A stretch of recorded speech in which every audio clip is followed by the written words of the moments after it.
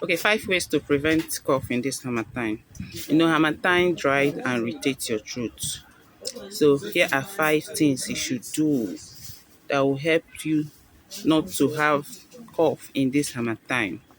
Number one, keep your throat moist by drinking enough water. Drink warm water, warm tea. Avoid cold water or drink. Number two, avoid dusty environment. Clean your house regularly. Avoid dusty market, dusty road. If you cannot do that, use your nose mask whenever you are outside. Number three, use humidifier. Humidifier will make the air in your environment moist.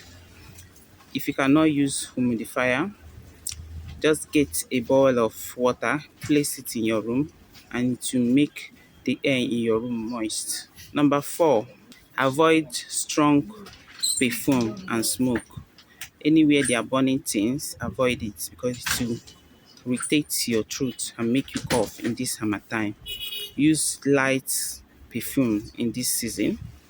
The final one, boost your respiratory organ, your respiratory way by eating food rich in vitamins. Cannot eat enough fruit and vegetable, please go to the pharmacy, get vitamin C, vitamin B, zinc. They are immune booster that are for your respiratory organ. Bye.